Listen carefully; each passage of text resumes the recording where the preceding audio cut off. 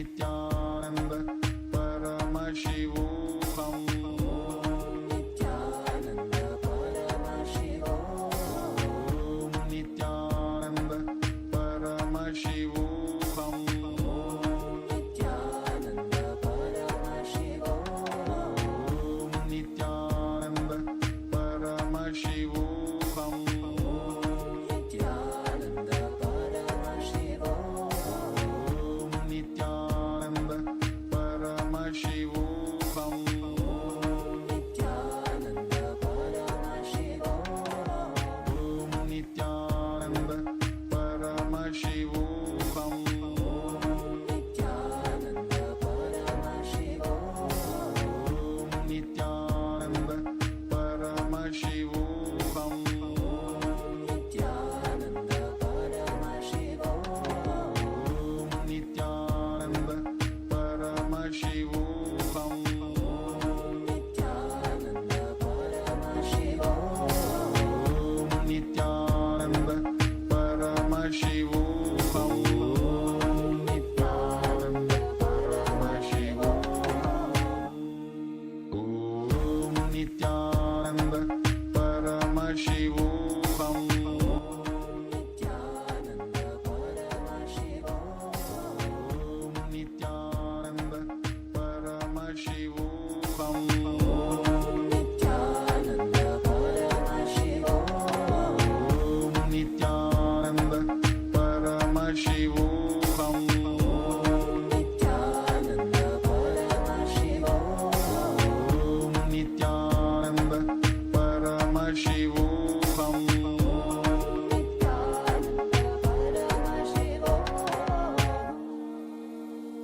Om Nithyananda Paramashivoham.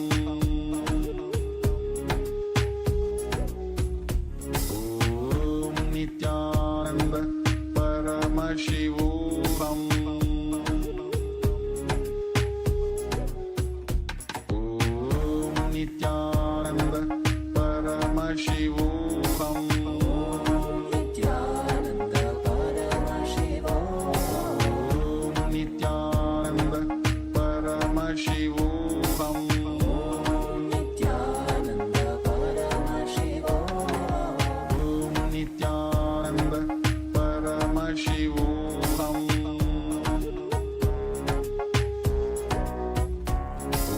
Om Nithyananda Paramashivoham.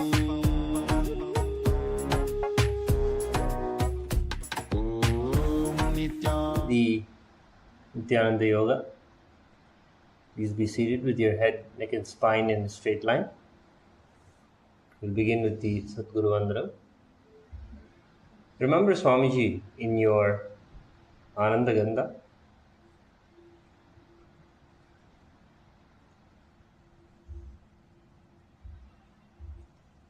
Hold your hands in the Atmanjali Mudra. We'll now chant the Sadguru Vandanam. Nithyanandam Paramasukhadam Kevalam Jnanamurtim Dvandvatitam Gagana Sadrisham Tattvamasyadiraksham Ekam Nityam Vimalamachalam Sarvadi Sakshibhutam Pavaditam Trigunarahitam Sadgurum Tam Namami.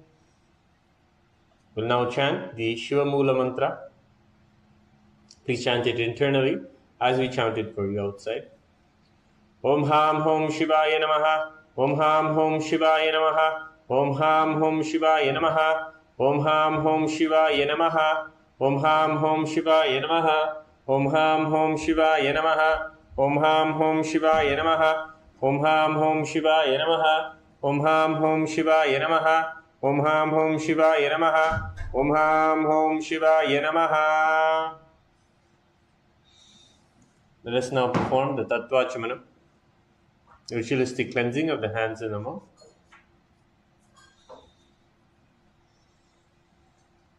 With your right hand in the Gokarna Mudra, please take 3 sips of water as we chant the mantra. Om Atma Tattvam Shodhayami Svada. Om Vidya Tattvam Shodhayami Svada. Om Shivadattvam Shodayami Swada.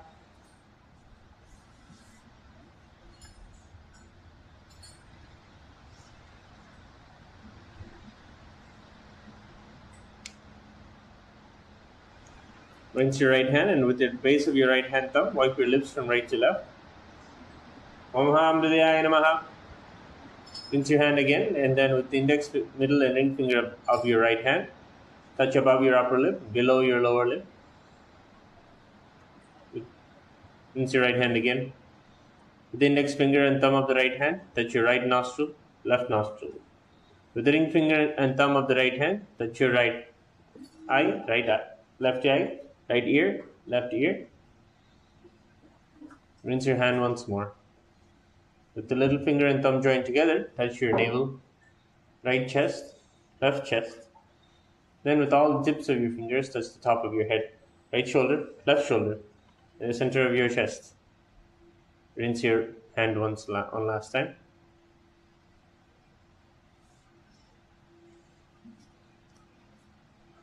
Clasp your right hand in your left hand and keep both your hands on your right thigh.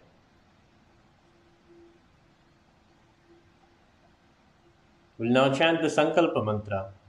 Create a conscious resolution for all the auspiciousness to manifest from this Abhyasa of Nithyananda Yoga. Visualize the body that you want to manifest, the powers you want to manifest. We'll now chant the Sankalpa mantra. Mamopata samasta duritakshaya dvara Bhagavat Shri Nithyananda Paramashiva Prityartam Shri Nithyanandeshwari Paramashiva Shakti Sameta Shri Nithyanandeshwara Paramashiva Prityartam Cha Shubhe Shobhane Muhurte Adya Brahmanaha Dvitiya Pararde Shri Shvetavaraha Kalpe Vaivasvata Manvantare Ashtavinshaditame Nitya Yuge Pradame Pade Shambhu Dvipe Bharatavarshe Varadakhande मेरोः दक्षिणे पार्श्वे शकाब्दे अस्मिन् वर्तमाने व्यवहारिके प्रभवादीनां षष्ट्याः संवत्सराणां मध्ये विश्वावसुनाम संवत्सरे दक्षिणायने लक्ष्मी वेंकटेश्वर ऋतौ तुलामासे शुक्लपक्षे एकादश्यां शुभतिथौ स्थिरवासरयुक्तायां षड्भिषा नक्षत्र ध्रुवयोग वनिजकर्ण एवं गुणविशेषण विशिष्टायाम् अस्यां शुभतिथौ श्री कैलासोन्नत शांत Shyamala पीठारूढ़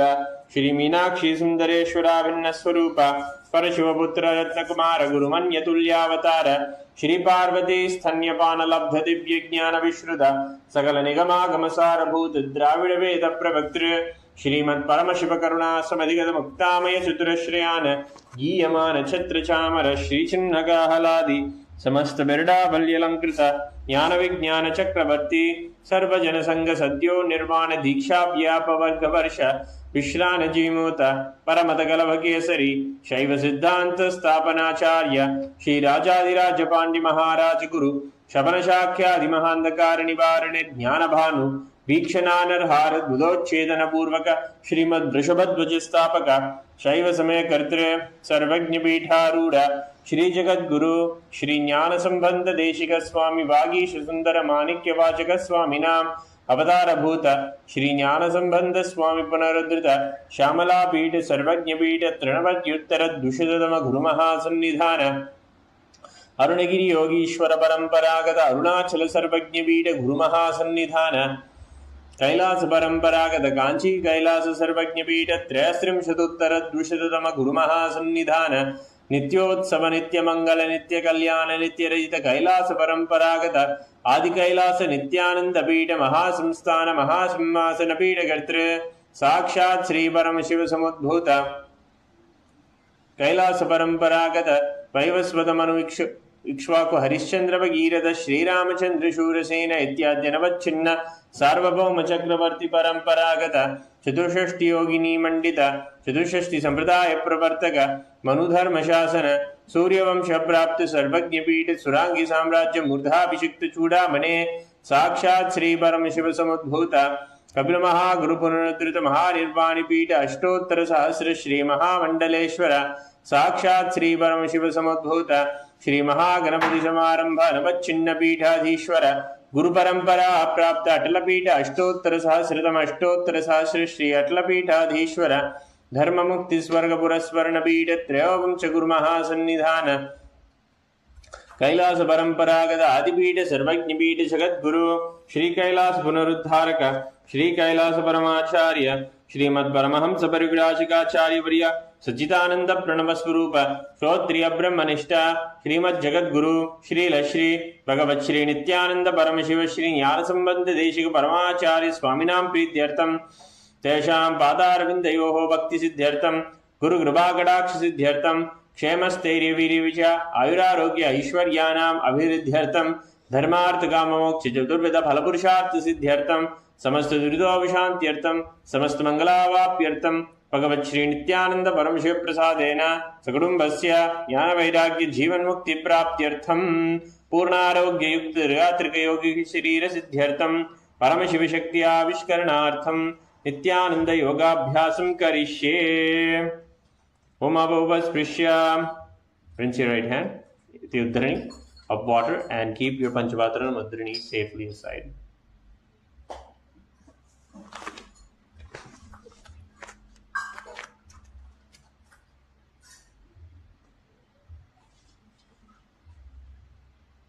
Yes. Nithyananda, everybody. Welcome back to another Brahma Muhurta morning here in Kailasas all over the world. Well, at least here in the Eastern time zone. As always, we're going to begin today's Kailasas Nithyananda Yoga ritual by giving ourselves a nice little warm up, get our body moving, making sure that we're not going to be harming ourselves, preparing the body to explore our ultimate possibilities, to really find our limits today and try and expand beyond them. And so, as always, let's please just rise up and we will come to a standing position. And we're going to begin by making nice, deep, large rotations with the neck. Large circular motion, nice and slow. As always, just start to tune into your body. If you haven't already, just start to feel the areas that are being worked as we go through them one by one. Obviously, beginning with the neck, just notice if you feel a little bit of tension or pain, stress at any point as you go through big, large circles. And if you notice anything and you want to spend a little extra time there and pause and try and extend that region a little bit more, see if you can open it up and see if it makes it feel any better, then explore that. And we'll stop and go in the opposite direction.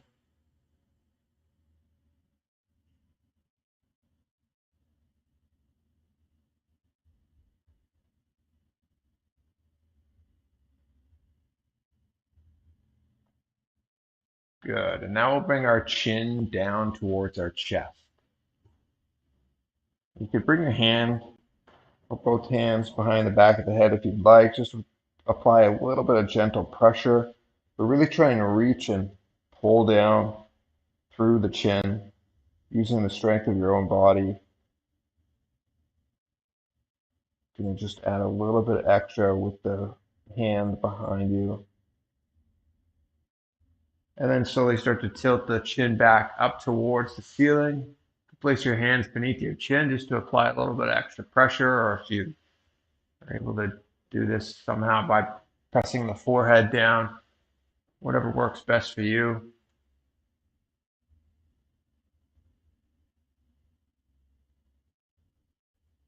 And then bring the spine to a neutral position, neck to a neutral position, and we're going to tilt our head to the side. Bring the hand on top of the side of the head again, just to apply a little bit of gentle pressure. Feeling that along the side of the neck.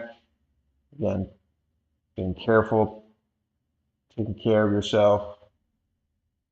You're not harming yourself. And coming to a neutral position, we'll perform the same thing on the opposite side.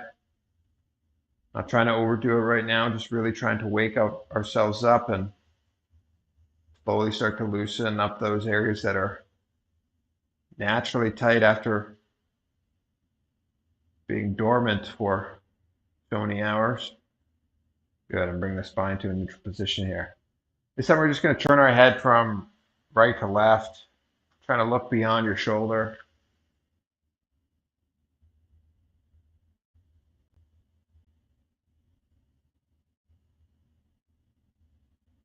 Good. All right, and let's move our way down to our shoulders. We're going to bring our hands on top of our respective shoulders and start to make some nice big circles here. Rotating. And as you come to the front, trying to get the elbows together. And as you come to the back, opening up that chest nice and wide.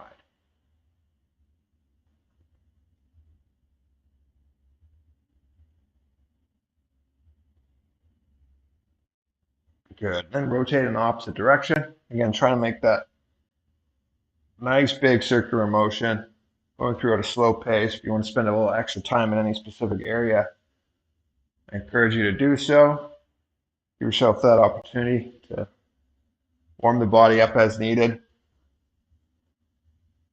Although we go through a sequence of different warm-up postures and dynamic movements, warm-ups really are a custom format in that only you know where your body's at today. Only you know what you're feeling exactly. And so make sure that you're spending that time necessary to warm yourself up.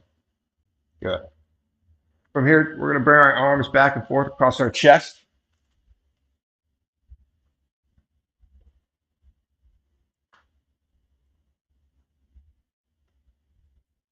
We've got a fun day today again. We've got a couple hand balancing postures. We've got an inversion coming up. Today is ab day. All right. Work our core a little bit. We've got a variety of postures we're going to be focusing on. We're going to go up and down, opposite directions with the arms.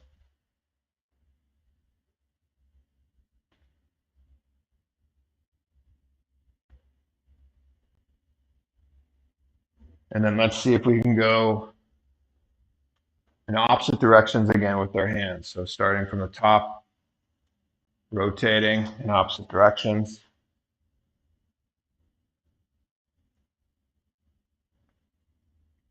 Good.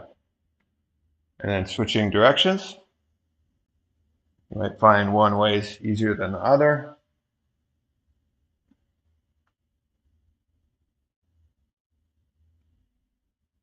Good. Then we're going to start rotating our spine, so our upper body twisting from side to side. You could extend your feet a little bit wider than shoulder width apart. Give yourself a strong, stable base. And we're just going to rotate the upper body from side to side. Go nice and slow. To deal with any back pain in the mornings, this will help get a little bit of blood flowing through there, but make sure you're not overly twisting, causing any harm. And as you feel the spine start to warm up, at the end of each twist, you can take an extra moment to try and go a little bit further if you'd like, or just maintain that basic movement that we've been doing. Whatever's best for you right now. Good. Now let's bring our hands to our hips. We're going to make some nice big circles. Going all the way around.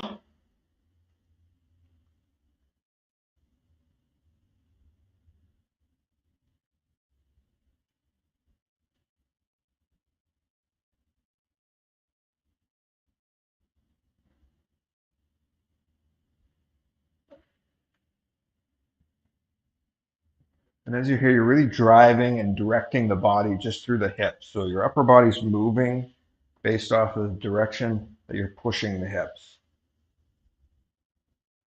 We're stopping, go the opposite direction.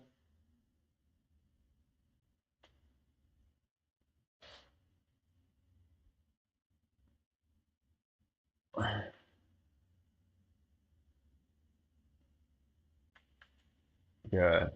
We'll bring our feet together now.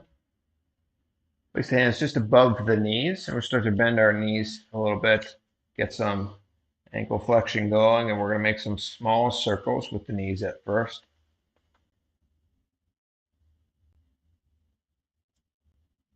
And then as we go through this, just slowly increasing the size and diameter of each circle,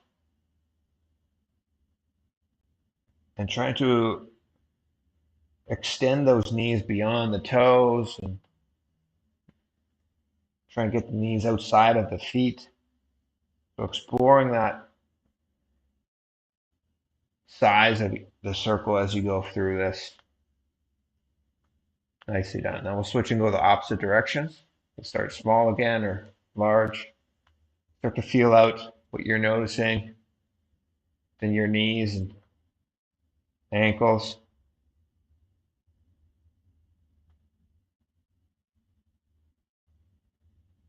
Just start to feel this in the quads a little bit too.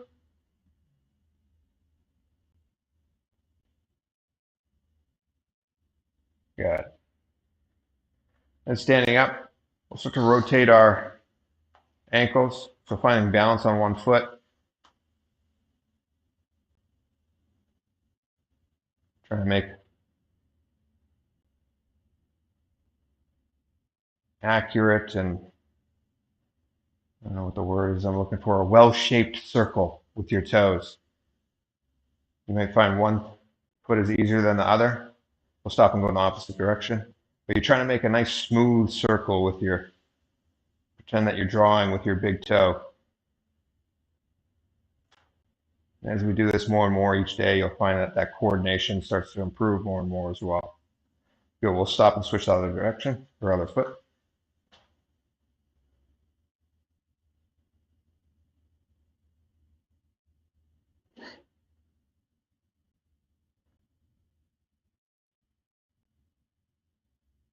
And then final direction, switching out.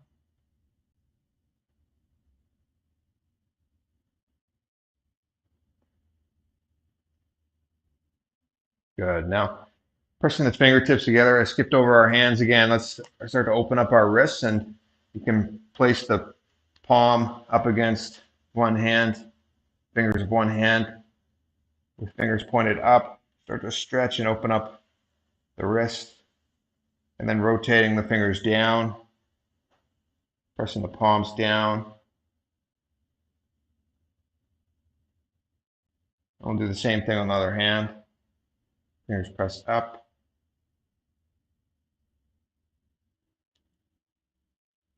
And then fingertips down.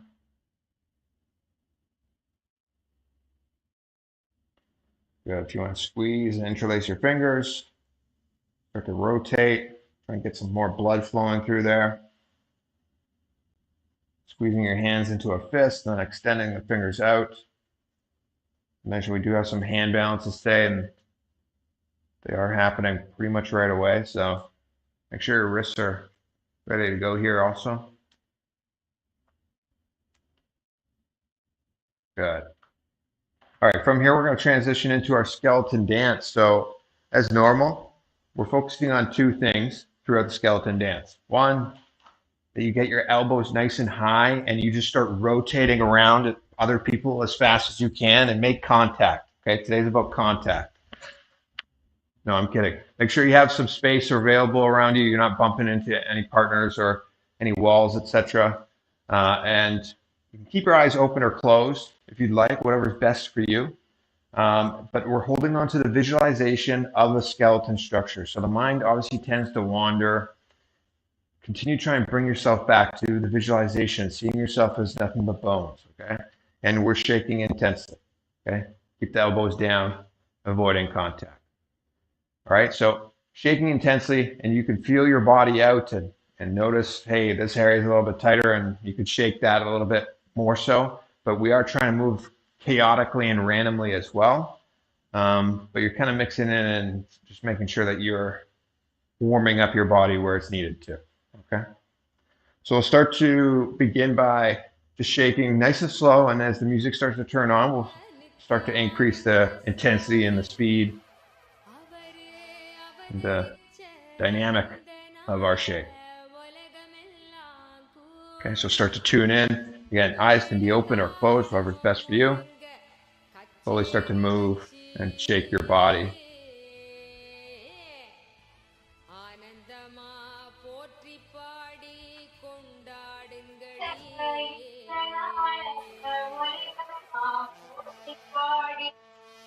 Good. We'll slowly start to pick it up a little bit more and more. And again, random, chaotic movements. And here we go.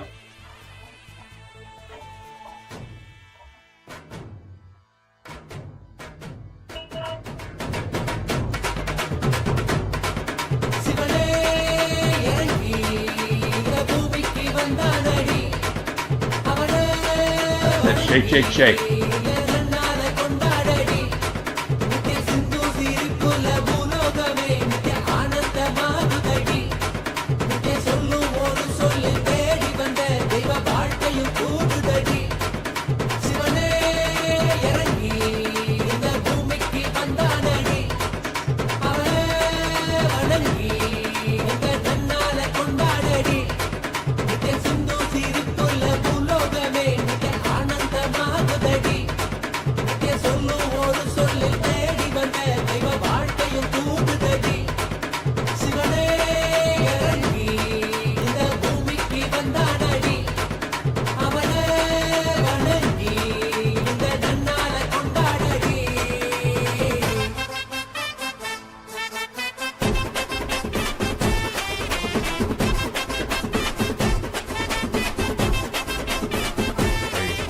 Keep going.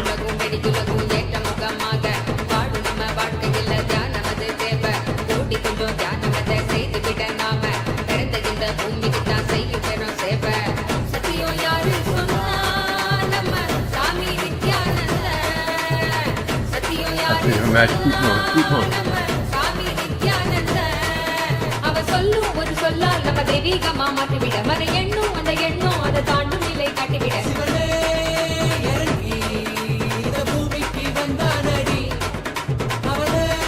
Last few moments. Let's keep going. Let's keep going. Almost there.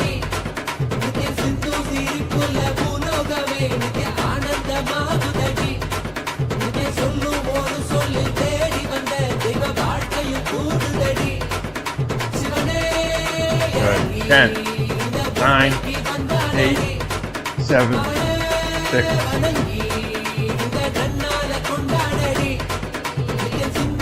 Good. Coming to a tall standing position. Closing your eyes. Starting to take deep inhalations through the nose. Nice long exhalations out of the mouth. Start to calm your breath down. You notice that your heart is beating fast and your breath is just as quick. So let's try and calm the body down through nice, slow, controlled inhalations and exhalations.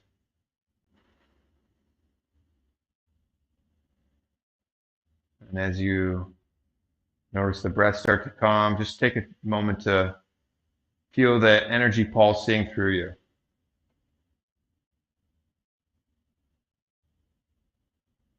Feel what you just generated. Remind yourself what we've recently been initiated into, this powerful cognition that energy is generated within. As weak, as tired as we may have been when we first woke up, notice the difference between then and now. And understand that there's even more potential energy within you as we start to explore these various asanas today. And with that final reminder, we are here today to explore our ultimate possibilities. Let's meet ourselves wherever your previous limits were and see if you can explore and expand beyond those limitations. With that, you can slowly start to open up your eyes, and we'll come down into a kneeling posture. And today we're going to be, as mentioned, we're going to be exploring some various different hand bouncing postures, as well as we've got some inversion or a couple inversions. We're coming to the end of the Sakala Vinyasa Krama. So let's make sure that we are ready and prepared to explore these postures. So the first one that we're jumping into is Kukutasana, which is a hand balancing posture. So let's make sure that your wrists are ready and capable of holding your body weight, as well as we're going to spend a little bit of time opening up our hips again, in case you're somebody that's not quite able to get into Padmasana, but maybe you're right there. So while we're in a kneeling position, we're just going to spend some time to start to apply a little bit of weight onto the hands. So very simple. Keep your hands in front of you, fingertip pointed forwards, and lean forward onto the hands and just start to apply a little bit more and more weight onto your hands as you're here. So only you really know how much weight you're applying, but understand that you're trying to lift your entire body up onto your hands. So ideally, you're starting to apply closer and closer to that amount. And if you're feeling stress or any little pain while we're doing this, then it means pretty much that, okay, maybe you shouldn't try the asana. But maybe it's a pain or a stress that you're able to build towards. So as you lean forward and start to play with your body weight on your hands, just start to make sure you're tuned in and you're capable and ready to hold yourself there, okay? At any point we're doing these wrist and hand balancing postures today, you're feeling a little bit of stress postures. They are quite stressful on the wrists. Make sure that you're giving yourself the time and attention needed to rest and recover as well, okay? So while we're here, let's see if we can slowly start to press up and even try and lift the knees up off the ground. If you're able to lift your knees up off the ground, keep the toes down. You just press yourself up and hold for 3, 2, 1, and come down. And again, if you want to stretch out your wrists or give them a circle, give your hands a squeeze. We'll go through this a cycle a couple more times. So again, from the knees, trying to press the knees up off the ground and hold for a few moments. And then coming back down and giving yourself a counter pose, placing the back of the hands on the ground. Do this a couple more times. Maybe this time you're able to lift up one knee and one foot off the ground. And then you come down. Good. And then last time through, maybe you're able to lift up one knee and then the other off the ground and hold. Good. Nicely done. Okay, we're going to move into that pigeon posture. So if you commented yesterday, any excuse to do pigeon, we'll do it. And yeah, it's pretty much right. This is a great posture for when you're tired in the morning and you really don't want to do a ton of movement, but you want to get some benefits of being here because it's so beneficial for opening up the hip. That's when we do this posture. No. Even when you're tired, make sure you're tuning in and you're noticing the hip open up. So give yourself that time and space. Understand that we are doing this posture right now to better allow ourselves to get into Padmasana. We have a couple of yogis around me that are able to just lift their legs up without even pulling their feet into Padmasana. That's the ultimate. That's what Swamiji calls a true yogi. So if you want to be a true yogi, the goal is to try and put yourself into Padmasana without even needing to use your hands. So you really got to open up that hip area to allow yourself to do that. Obviously, it requires some strength as well. First step in that process, though, is to really make sure you have that hip mobility. Okay. Good. And we can step that one foot back. We'll rotate to the other side. So again, same as before, when you're doing this posture, Keep the heel close to the perineum, close to the groin at first. Make sure you're taking care of your knee. And then the goal is to slowly extend the foot out further and further towards the front of the mat so the shin becomes parallel to the front mat. And again, we're trying to mimic that posture of opening up the hip to get into Padmasana. First posture is mentioned is Kukutasana, where we are going to be seated in Padmasana, lifting the entire body weight up onto the two hands. So just trying to prepare, make sure that our wrists are warm and our hips are ready.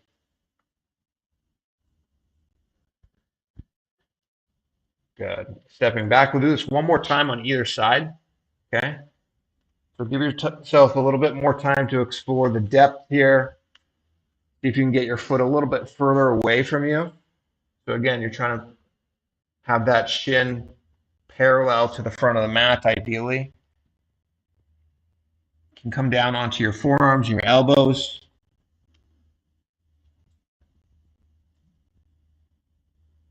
And start to tune in. Be aware where you're feeling this sensation. Just focus on that one area. As you notice the tension starts to fade with your awareness, try and go deeper into the posture after each time that opens up.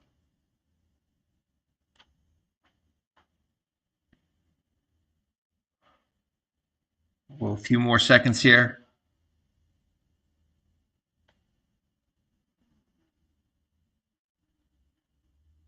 Good. And then you can slowly step back, and we'll switch to the opposite leg one final time. Again, tune in. Notice what you're feeling, where you're feeling it.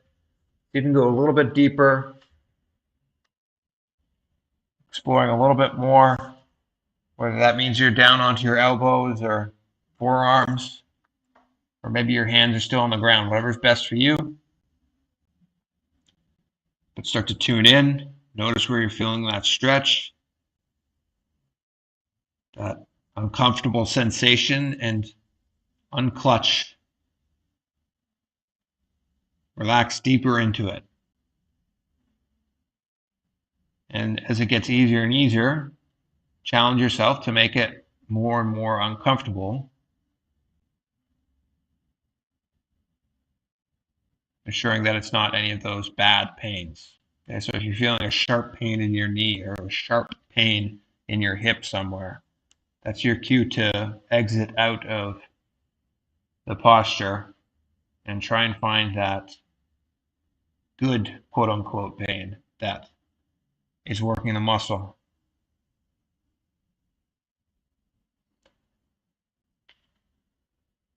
Okay, last few seconds here. You can go a little bit deeper. Good. Then slowly coming to a seated position. And we're going to be moving into Padmasana. So if you're able to lift up one foot and bring it onto the opposite thigh, that's the goal, to do that with both feet. If you're not and you're only able to sit in Ardha Padmasana, that's also fine. Whatever's best for you. Okay? If you want to just sit in Sukhasana, because neither of those is really viable options, that's also fine. In Kukutasana, our hands are going to be ideally pressed in between the legs. If you don't have the gap able to do so, that's also fine. You could bring the hands to the outside. Okay? So whatever regression is best for you, whether that means you're sitting in Sukhasana with your hands outside of you and you're lifting up like this is fine. Okay? At no point should you not try and attempt the posture, because you can begin right here itself. This is stage one, so to speak. Okay? So lifting up the body this way, the heels can still stay on the ground. Challenge yourself to hold this posture for as long as you can. Okay? If you're able to progress to that, beyond that, and that means maybe one foot comes up and the two hands are pressed down, then do so that way.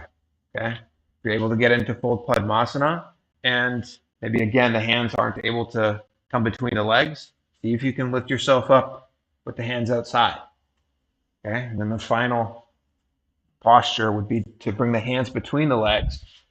While you're here, for me, I find it easiest to first really lean forward and bring my upper body beyond my shins.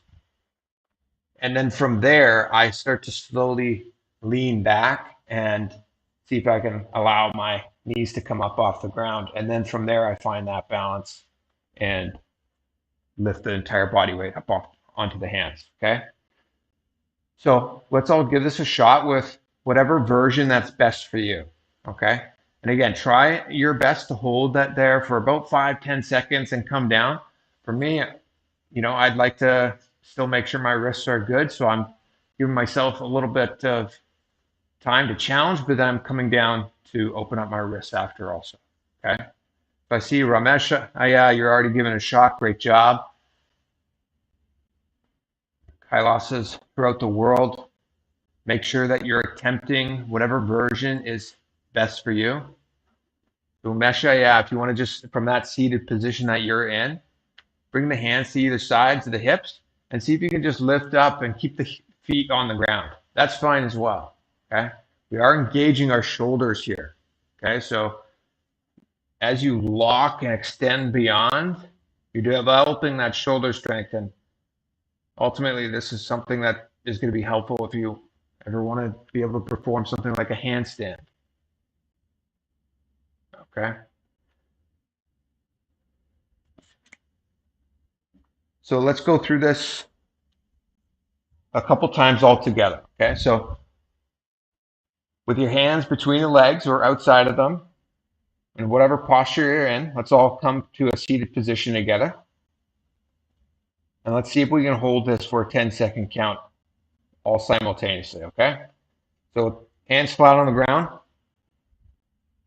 Start to press your body up, and then we're going to lift up and try and hold for 10, 9, 8, 7, 6, 5, 4, 3, 2, 1. Nicely done. Coming down.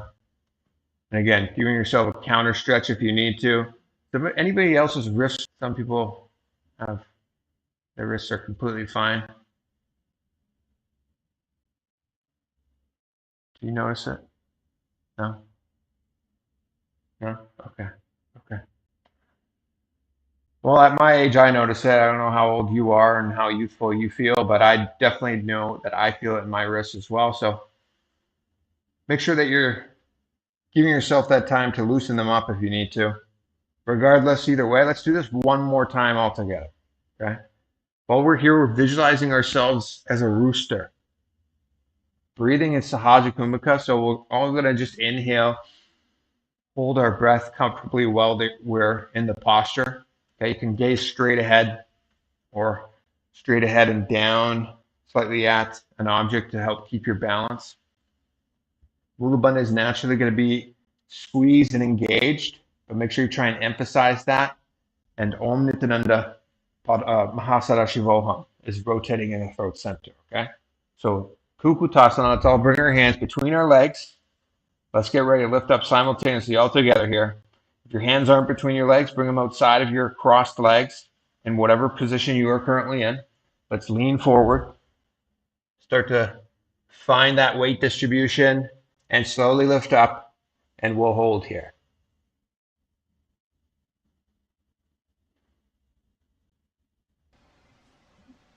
पद्मासनं संस्थाप्य नानूर्वोरन्तरे करो निवेश भूमो Vasishtha व्योमस्थः कुक्कुटासनः.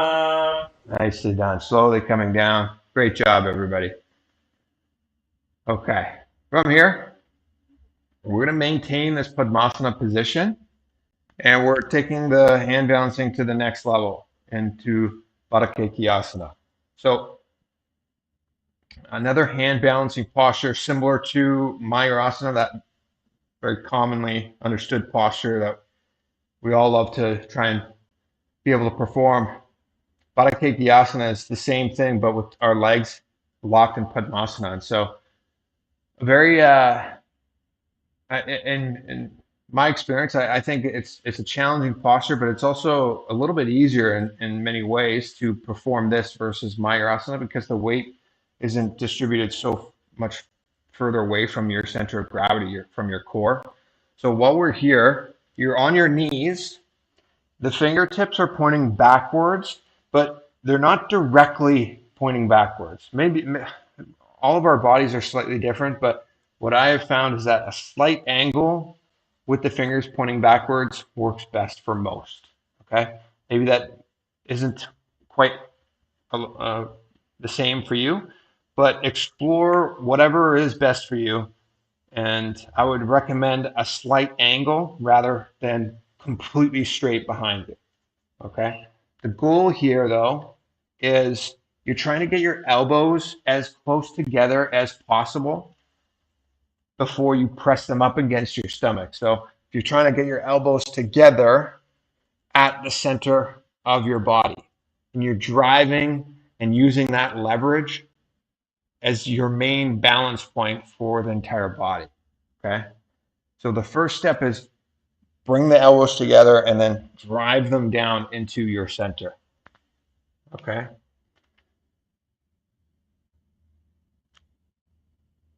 So with fingertips pointing backwards, bring the elbows together, start to lean forward and press that center part of your stomach onto the hands. Naturally, you'll start to feel the knees lift up, and the goal is to then bring them parallel to the ground along with the upper body. Okay? So explore with wherever you're at. If you're not able to sit in Padmasana, or for whatever reason, if you're not able to start to balance there, you can come into Sukhasana position and rotate onto your knees with your toes tucked. Okay, so as you're trying to build towards performing these hand balancing postures, the simplest way is from our knees and toes, fingertips pointing backwards, start to lean forward and press the stomach up against the elbows. Okay? You can just hold here and then exit out.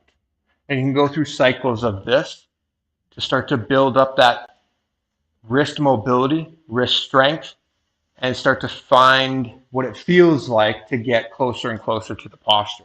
Okay?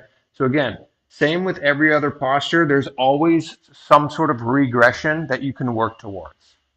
Means if you're not able to completely hold the posture in Padmasana, that's fine. What's the next step behind that you can perform?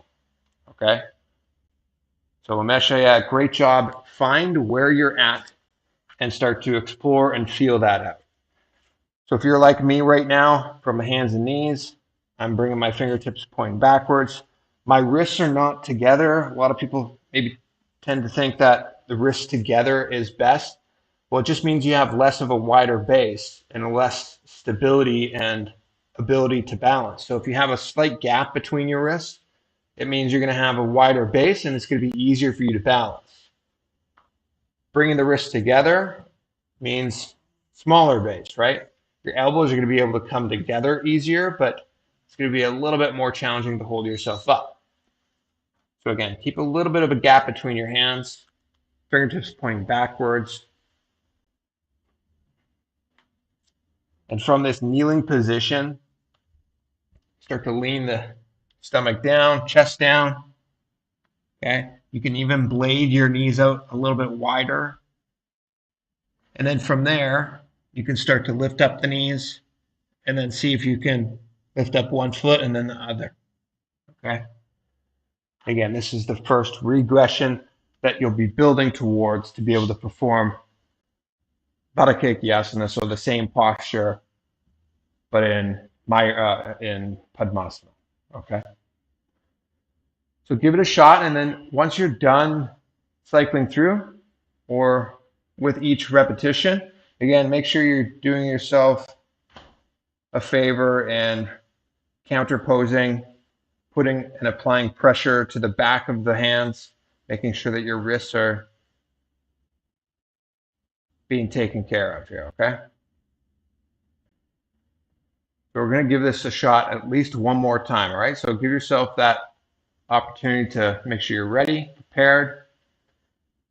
And if you want to explore this from the Padmasana position, let's start to come back into that seated posture.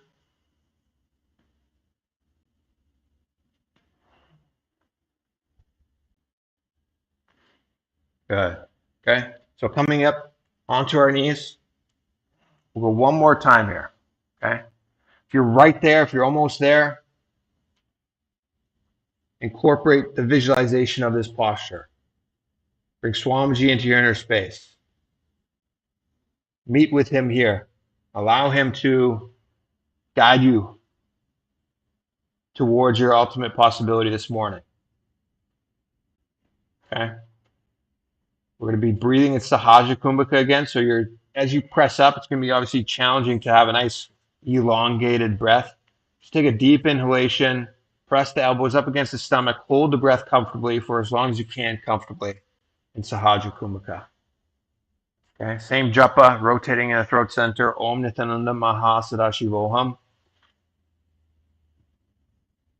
Pressing the midsection into the elbows, leaning forward and down, slowly lifting up those knees off the ground. Lifting the chest up, connecting the Swamiji, and Baddha Kekiasana. धर्मवसस्तभ्य करद्वयेन तत्कुर्परि स्थापिना नाभिपार्श्वः उच्चाशनो धन्दवद्धुत्थे मयूरमेतत् प्रविदन्ति पीठम्. Good. Nicely done. Slowly coming down into a comfortable seated position. You can extend your legs out. Give them a shake if you'd like as well. Great job. If you gave yourself an opportunity to explore and push yourself, nicely done. Next posture in the PVK, in the Sakala Vinyasa Krama, is Mayurasana. So you can actually beautifully just extend from that Padmasana position, extend the legs out right away into Mayurasana. But we'll build our way back up to that position for today's practice. Okay, so again, my hands are pressed up against the ground, so the tops of my hands are down. I'm giving myself an opportunity to take this free time to counterpose the wrists, making sure that they're warm, they're stretched out properly. Okay, squeezing my hands, extending the fingers. Give yourself this time to make sure they're protected and ready. So the next posture in Mayurasana, same similar setup where we are bouncing just on our hands and the legs are extended straight out beyond you.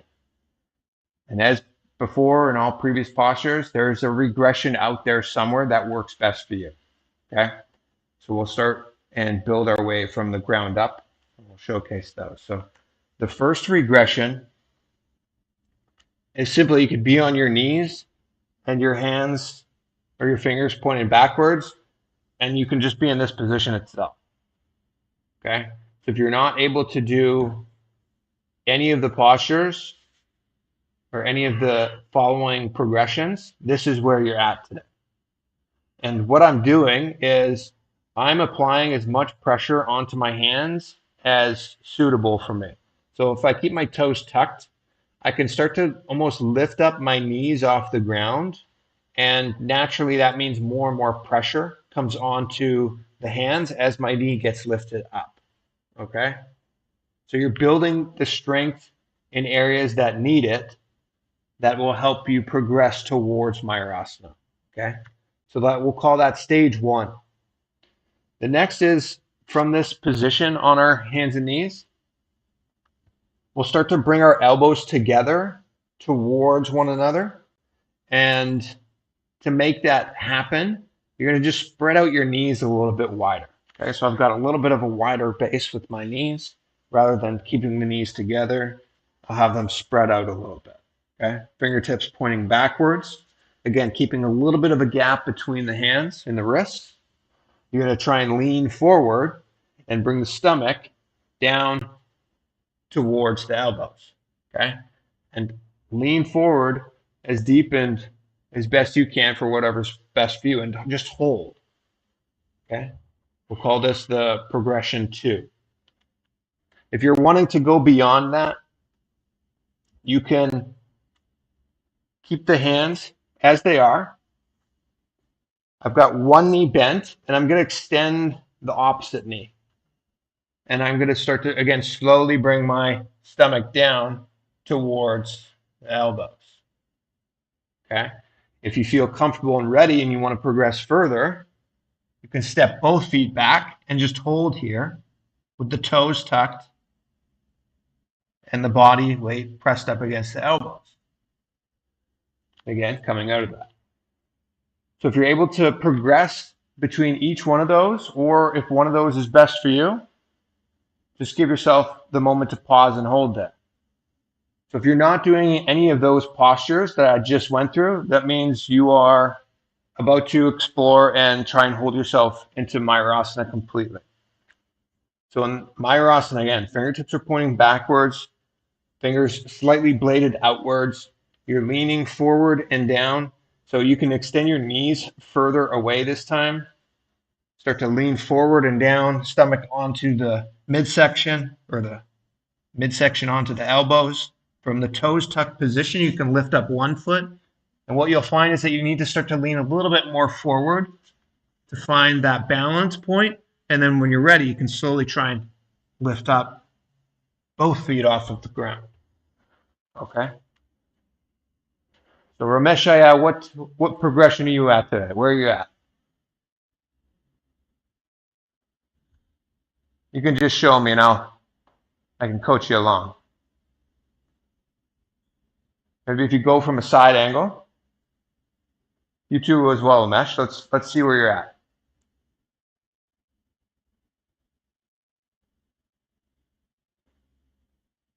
Okay. So what I would recommend, Ramesh, yeah, keep doing what you're doing right there.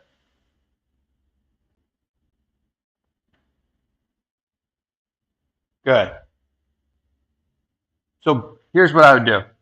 Both for you and Umesh, you're at like kind of the same spot. So from the toes tucked position,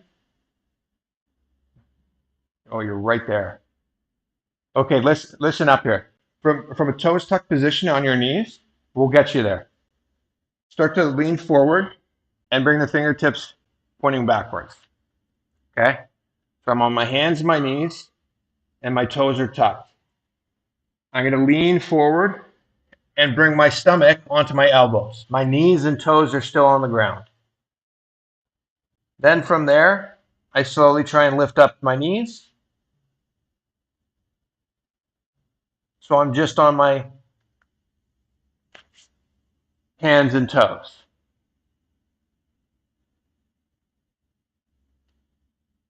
Umeshaya, let's back out.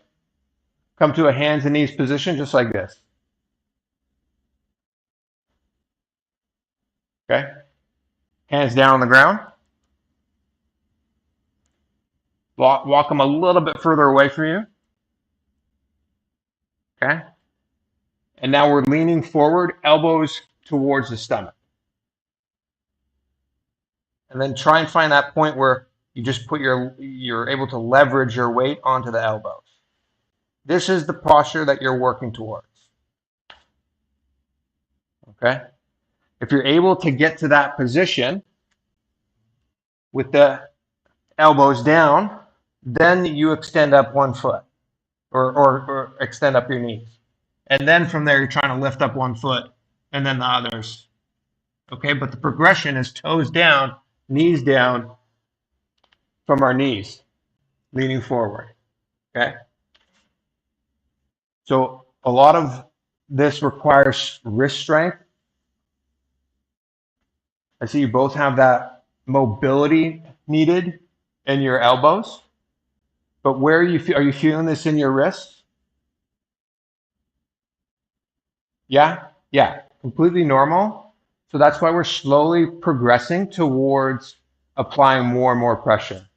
Ramesh is like, he's just saying he's got no space. That's okay as well. On your own, you could practice this when you've got a little bit more space, but just for everybody out there that is wanting to progress towards this, I'm seated with my knees wider. Okay? I'm bringing my fingertips down onto the ground, or my palms down onto the ground, fingertips pointing towards me at a slight angle with a bit of a gap. Okay? With that base, you reach your hands a little bit further away so the knees and the hips come down. Okay, so I'm still on my knees. I still got weight on my knees, but my knees are a little bit further away from me so I can bring my hips down. I'm trying to bring my elbows together and pressing my midsection up against the elbow. If I'm able to get to that position, then I'll lift up my knees. From that position, if I'm able to lift up my knees off the ground, then I'll start to lift up one foot. And what you'll notice here is I'm starting to lean forward. My shoulder blades go beyond my yoga mat now as I try and find that balance point. Okay, so my starting position is here. If you look how much further my shoulders travel forward, for me, that's the distance I need to go to find that center of gravity, that point of perfect balance. Okay? And again, you progress towards that. So stage by stage with whatever's best for you. You got to tune in. You got to make sure your wrists are ready, comfortable, and able to progress. Okay? So if you've been practicing this throughout this whole time, nicely done. If you've been sitting and just watching, only you are missing out on exploring your own ultimate possibilities. So give yourself this time. We're already here. We're already awake. We're not going back to sleep while we're here. So take advantage of this opportunity to explore yourself. Okay? We'll all give this one final shot together in Mayurasana. While we're here, we're going to incorporate the other components, visualizing ourselves as a peacock. The Haja Kumbhaka, so you're holding your breath comfortably, and Om Nithyananda Mahasara Shivoham rotating in the throat center. So we'll break this down one last time. From a kneeling position, I'm rising up with my toes tucked, rotating my hands so my fingertips are pointing towards the body. My knees are bladed out wide, and I start to walk my hands a little bit further away so I can bring my hips further and further down. I start to press my midsection up against my elbows, and as I find that leverage, I'm extending and lifting my knees up. From there, I'm starting to lean a little bit more forward to find that balance point, my center of gravity. I'm lifting up one foot, and then slowly, that other foot can come up as well. And hold.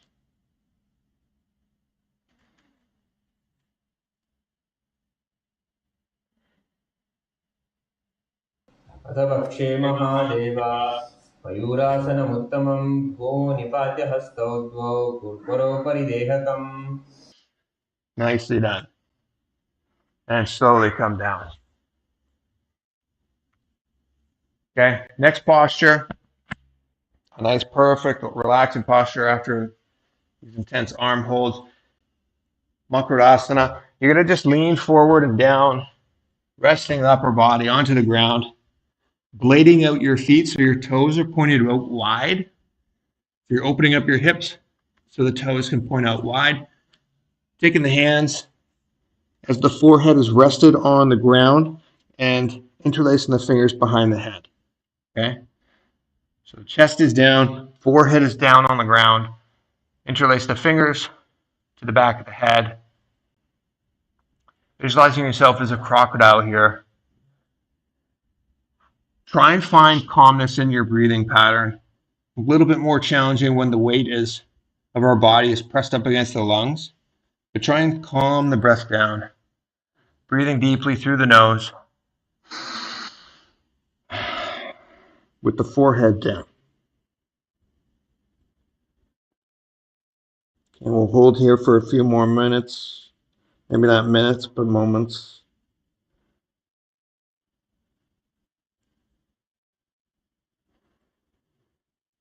Again, while we're here, focusing and tuning in on the breath. Deep inhalations through the nose.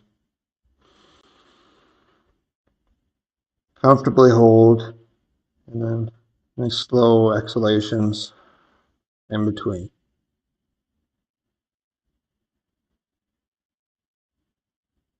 Again, while you're here, visualize yourself as a powerful crocodile floating through the waters.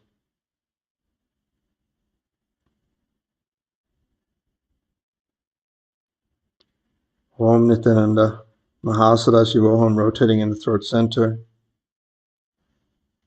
Keeping Mula Bandha engaged. So gently squeeze that perineum as we hold.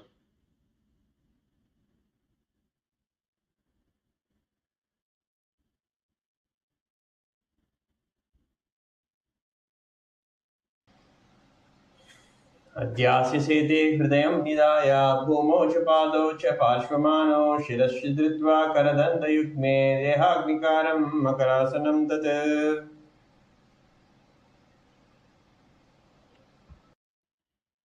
Good. And from here, you can slowly lift up your hands and your head. You're going to bring your hands to either side of your chest with the palms flat down, lifting up the chin. While you're in this position, we're going to start to engage our core. So core doesn't necessarily always mean our midsection or our stomach. It could also mean our lower back as well. So from this prone position with the stomach down, you're going to engage your core by lifting the thighs off the ground. And I'm saying thighs because that's the best cue to have to engage that lower back. Okay, so with my hands flat on the ground now, palms down, fingers facing forwards, I'm lifting up my chest as high as I can comfortably, almost as in Bhujangasana, but my hands should not be pressing down. Okay, so I'm lifting up my chest to its maximum with my hands off the ground, and then I can gently rest the hands down. From here, I'm trying to lift up my thighs off the ground. So don't think about getting your toes up. Don't even think about getting your knees up. Try and think about getting your thighs up off the ground. And as you lift up the thighs, notice and engage your glutes. So squeeze the butt cheeks. Okay? Squeeze the perineal floor. So naturally, Mula Bandha is engaged here. And I'm just holding this position, but throughout the posture, throughout the static hold, I'm trying to raise up the thighs more and more and more. And what you'll find is that you, as you hold, you start to lower down actually. Catch yourself. Find that awareness that you're actually going lower, and then try and bring yourself a little bit higher. Okay, so we're trying to constantly explore and expand and lift higher and higher, whether through the thighs or the chest. And again, the hands are just resting here though. I'm not pressing down through my hands at all. I'm just having them on the ground is all. Okay. And then let's all lower down and relax. Take a moment. While you're here, you can shake out the hips from side to side. Loosen up the thighs, loosen up the glutes. Is everybody feeling that in the lower back? Are you noticing the challenge there? Yeah? Okay. Okay, we're going to go through this a couple more times. So hands flat on the ground. And start by squeezing the butt cheeks almost, lifting up the chest off the ground as high as you can, not pressing down with the hands in any way though. Okay, you should be able to have your hands off of the ground and the chest remains the same height. From there, I'm bringing the toes, knees, upper thighs off the ground as high as I can. Engage the glutes even more. Squeeze the butt cheeks. Feel this tension start to build in the lower back. Rise up the chest more. and rise up the thighs even more as you can, or as high as you can. And we're just holding here, engaging that core, that midsection in the lower back. If you have back pain, this is something that's going to help out immensely. Sending rejuvenating blood, rejuvenating energy towards the midsection. Let's hold for another 5, 4, 3, 2, 1. Nicely done. Coming down, and rest on the chin again, and again, shake the hips from side to side. Give yourself an opportunity to rest and recover. Okay, this is Shalabhasana, so we're visualizing ourselves as a locust while we're here. So when you're coming up and holding static, also feel that sense of springiness and powerfulness, that ability to explode and jump at incredible heights and distances. Start to embody that bio-memory. You're sitting here static, but you're also explosive and dynamic, okay?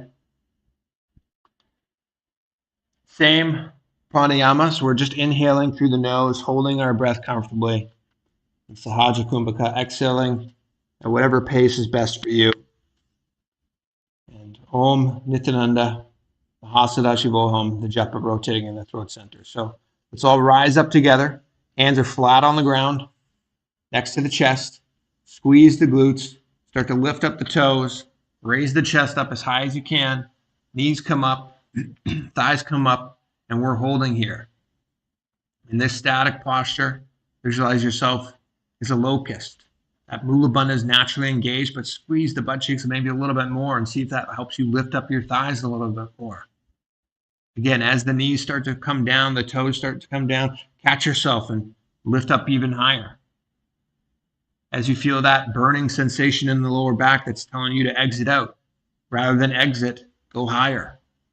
Start to explore and expand beyond your previous abilities towards your ultimate possibility. Remind yourself of the japa rotating in the throat center, empowering you even further. Om Nithyananda Mahasadashivoham. This is Shalabhasana.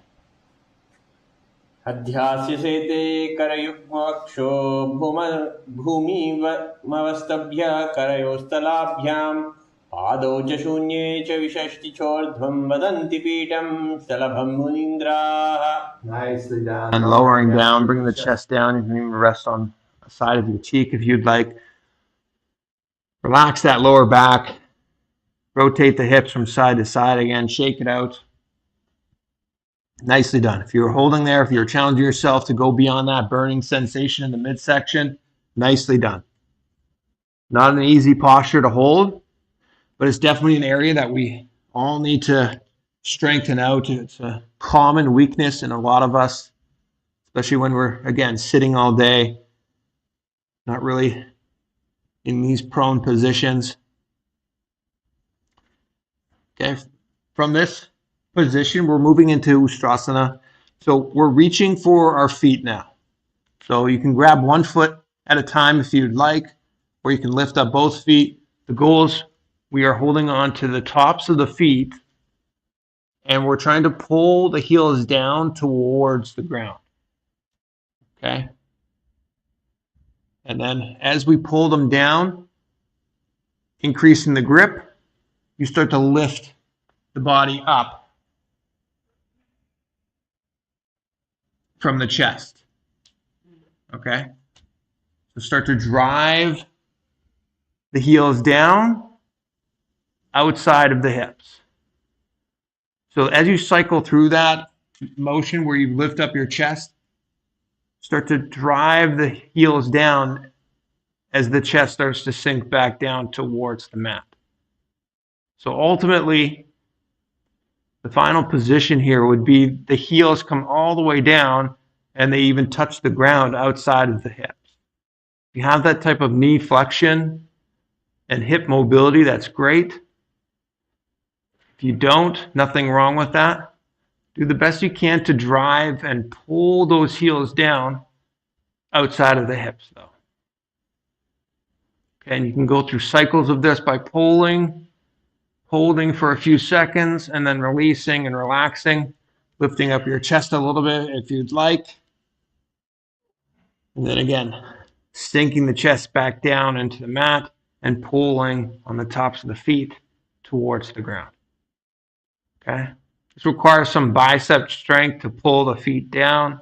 So if you feel that you're getting a little bit too much of a stress and workout with the biceps where you don't have that strength, relax, give yourself a rest.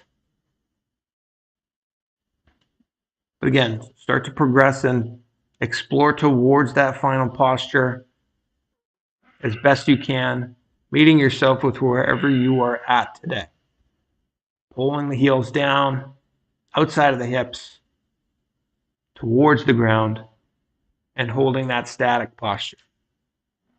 While you're here, you're visualizing yourself as a camel. Mula Bandha is naturally going to be engaged, or sorry, not in this posture. It's not naturally engaged, but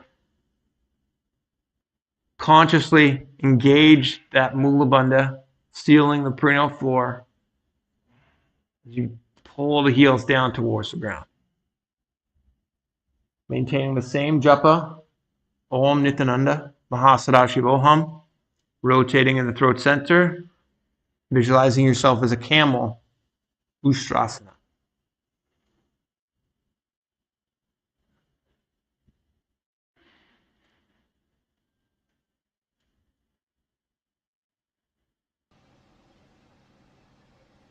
अध्यास्यसेते पदयुग्ममस्त्यं पृष्ठे निपायापि धृतं कराभ्याम् आकुञ्चयेत् सम्यगुडयास्य गाथा मुष्टं च पीठं योगिनो वदन्ति. Good. From here, we're going to be holding on to the same grip. If anything, you're going to intensify the grip. And you're going to start lifting the upper body off the ground and the upper thighs off the ground as well, pulling the feet backwards and up as the chest rises up higher and higher into Dhanurasana. So this is more of a back bend, requiring flexibility in multiple parts of the body. Okay? While you're here, continue driving the hips up, continue lifting the chest up further and further, trying to balance the body entirely onto the belly. Continue holding and then stretching more and more as you go further and further up. Okay? When you need to, you can rest and release the feet and bring the hands beneath the chin. Give yourself an opportunity to recover. We've been pulling using the strength of our biceps for quite a while now, so give yourself an opportunity to rest and recover. And we'll go through this one more time. Okay, if you want to shake your midsection side to side to loosen up the spine, take care of the lower back, feel free to do so. But on this next and final set of Dhanurasana, really try and drive the hips up, drive the toes up as high as you can. Although it's a static posture, you are very much engaged throughout the entire hold. Okay, you're trying to open up the chest, open up the hip flexors, using the strength of your core, your lower back, to pull you up higher and higher. You should feel this all throughout the body. Whether it's anterior, posterior chain, you're going to notice this engage you throughout. So a full body posture, a great posture to work on, especially for us that sit all day hunching forwards. This is going to help you get rid of that tech neck posture as well. Okay, so let's all come up one last time together from our chest. Lift up one foot. See if you can reach and hold on to it. If you're able to kick up both feet at the same time, feel free to do so. Reach back, holding on to the tops of your feet, improve your grip. So really try and wrap your hands around. See if you can hold on to the soles of the feet all the way around. Start to lift the chest up off the ground. And simultaneously start kicking the feet up and let the knees and thighs come off the ground. Lift the chest up higher by lifting the chin up. And then as you come up higher and higher, start to kick and engage the quads and driving the feet up even more so. You want to tilt your head back, looking up more towards the ceiling. That's going to help you open up your chest as well. Try and find that balance point on the midsection with where you're at. Let's all drive and kick ourselves up. Visualize yourself as a bow in Dhanurasana, Mahasada Om Nithyananda, Mahasada Shivoham, rotating in the throat center. Keep kicking, keep driving, and hold as best you can. Keep the entire body engaged here. Few more seconds.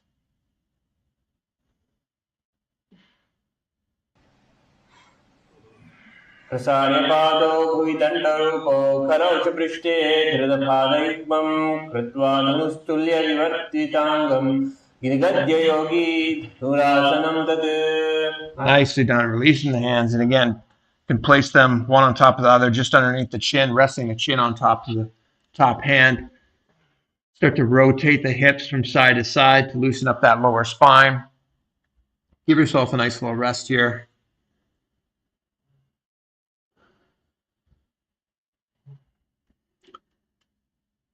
And then when you're comfortable, ready, and able to do so, push yourself up into a kneeling position with your feet flat on the ground beneath you.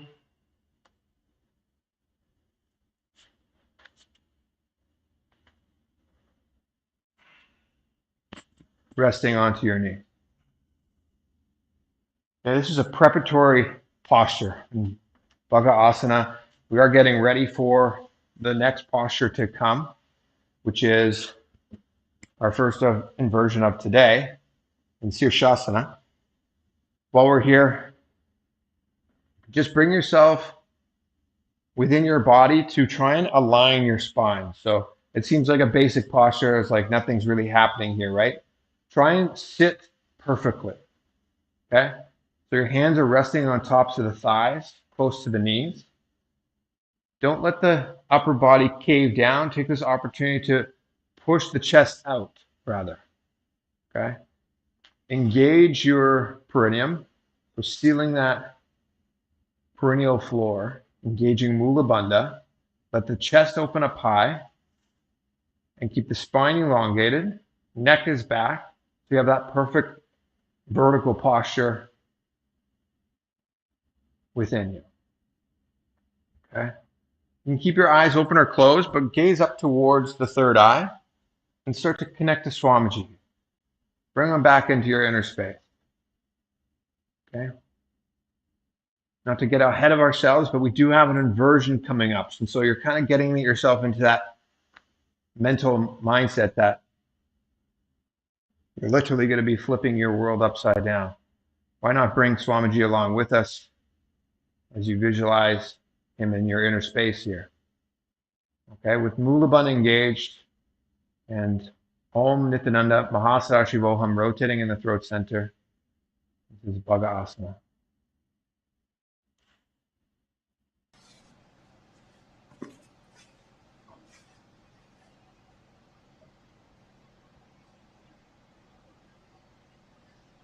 उलाटमोडी पाऊ दो वेसे बहुरो जो जगती जुगती करे ईके ऐसे पावना माहिला घुल्प जुजाहो कुलापासती लावे सो.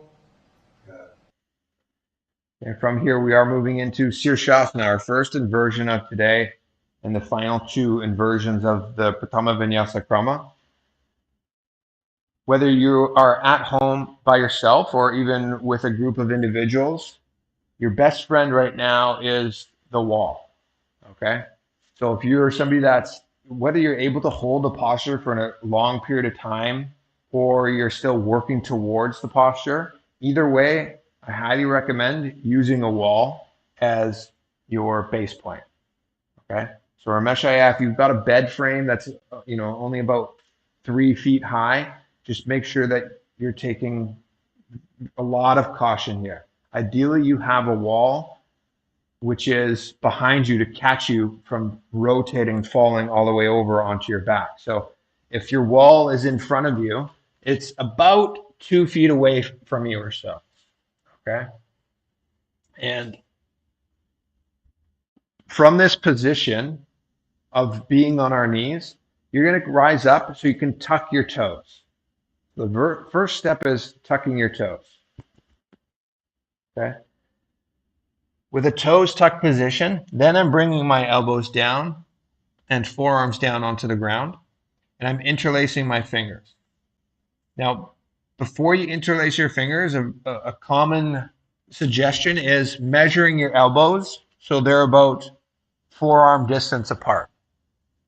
Okay, so it means, am I able to grab onto my opposite elbow? Okay, if I'm able to grab onto my opposite elbows, then I can release and interlace my fingers. So you're not wanting your hands really far apart or really close together. You want that perfect base, which is about forearm distance. Okay, from there, you can interlace your fingers, and now you've got this beautiful tripod base triangle to keep your body stable. Okay. Now, the first posture is actually Gohyasana. So you're building up towards Shirshasana, but Gohyasana requires a lot of core strength as well. So we're going to incorporate these two together, and I'll show you a way of regressing into Gohyasana, which is maybe a little bit easier for some people.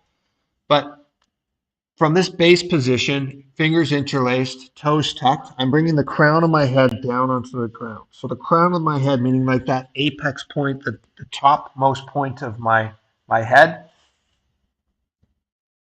And we all have got different crowns, different shapes. So find that little subtle point that you feel is best for you to balance on. Okay. Now distributing the weight throughout the entire body, meaning the forearms and the crown of the head. I'm going to lift up my knees off of the ground. Okay. If this is the maximum that you can hold, that's fine. Maybe your knees are still down on the ground and you're just holding this posture. That's fine as well. Meet yourself with wherever you are at today, but challenge yourself to at least attempt some version of the posture. If you're able to hold this here, raise the knees up off of the ground.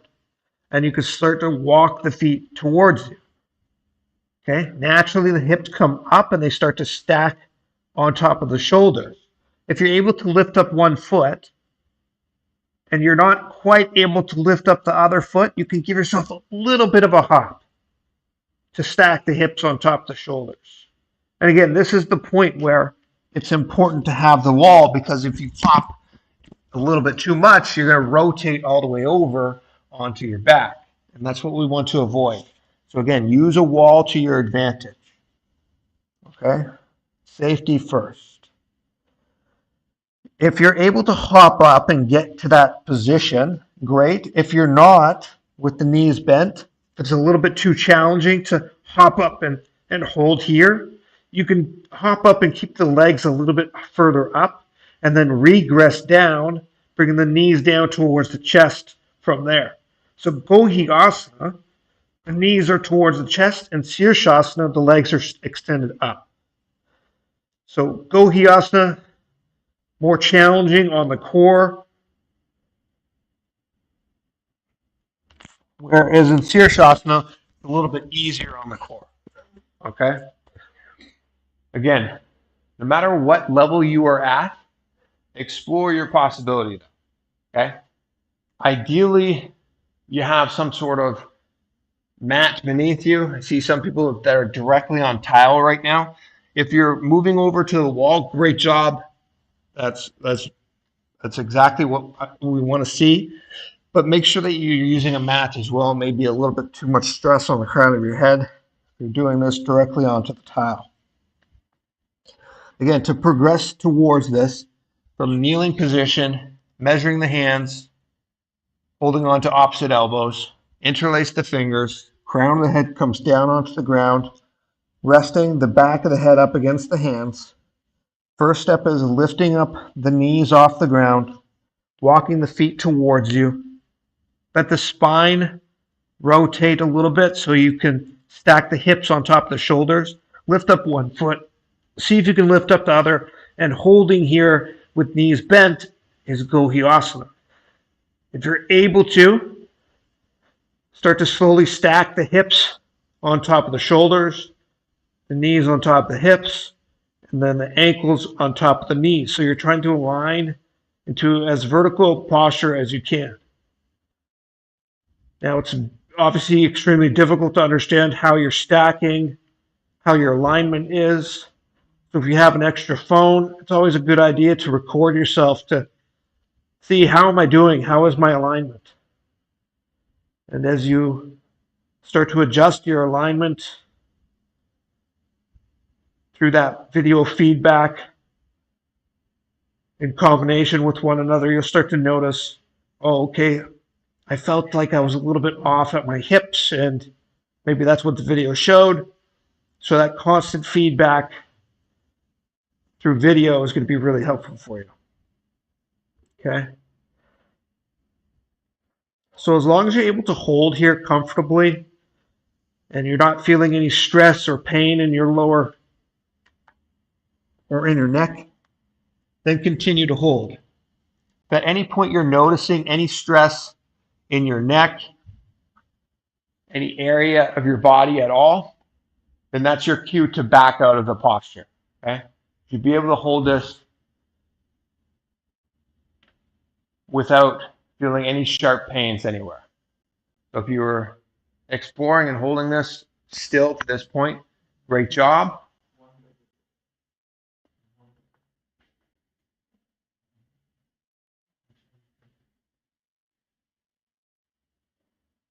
And yes, at your own pace, you can come down and up at a suitable rate that's best for you.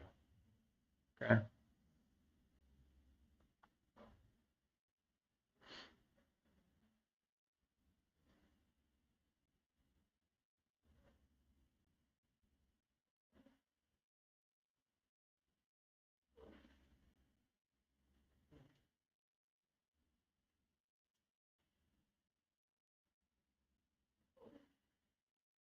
Good. Okay, let's all come onto our knees and we'll take a moment to rest and recover together. So after you're spending so much time in that inversion, come back into that same posture of Bhagasana where you're just sitting on your knees, hands resting on top of your thighs with a vertical spine, allowing the blood to rush back down towards the rest of the body. Try and relax the shoulders down. Take a few deep, calm inhalations through your nose. Nice long exhalations out of the mouth. Just rest and recover. Shining your awareness on any areas of tension that you may be feeling and unclutching, releasing from there. Again, give yourself this time to recover. We'll go through this one last time, exploring both Gohyasana and then into Shirshasana. Okay, so we'll try and hold for a couple minutes. If you're not able to hold for a couple minutes, that's fine. You can be maintained at a regression. One of the most interesting pramanas I've come across was an inversion. Anytime the heart center is raised above the Anya chakra.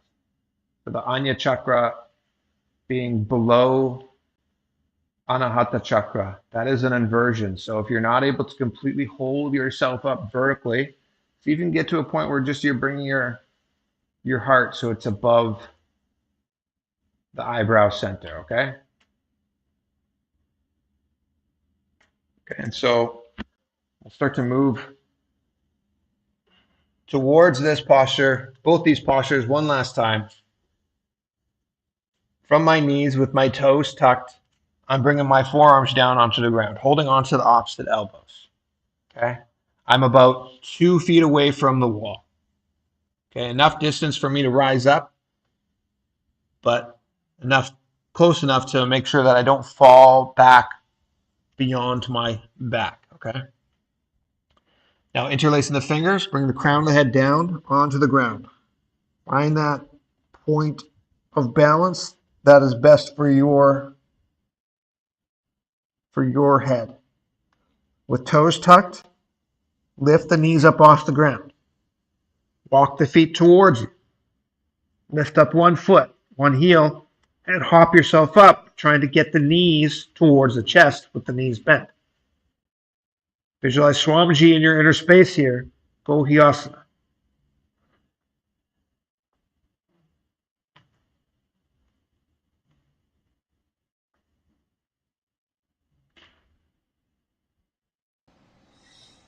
दो हाथ की कहोनी जोए पुनिहा कले जाने सो दोई पुष्टि आगाम ने की पुन जाओ ए सब ले भू ऊपर थानो.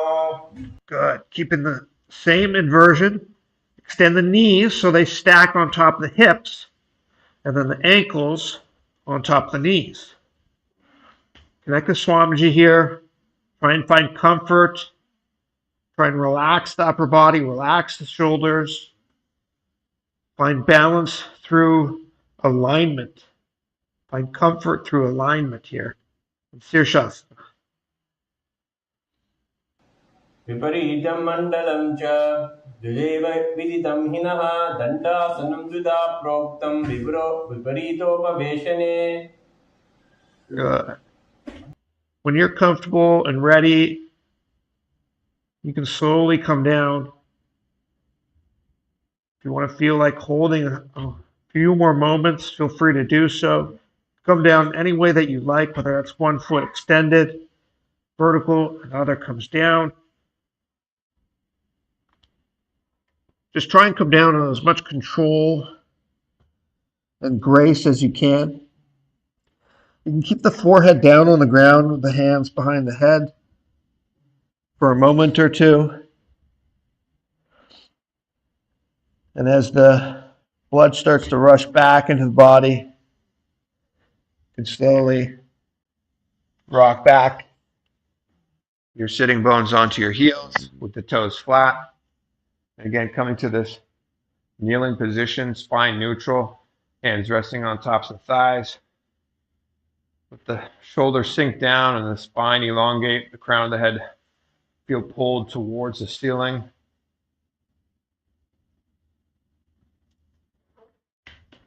Almost consciously decompress the neck.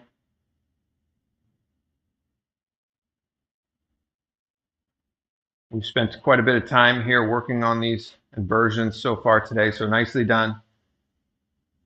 Give yourself this opportunity to relax and recover now.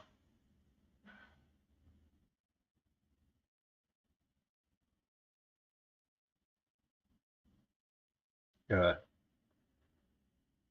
All right, from this position, you're actually going to be, you can cross your legs and come into a seated posture. We're going to start working our core a little bit here. Okay, so from a seated posture, with the feet flat on the ground in front of you, knees raised up, we're going to move into Fodhyasana. So you're going to slightly lean your upper body backwards. So I'm leaning my chest back, and you should do so to a point where your heels start to lift off the ground.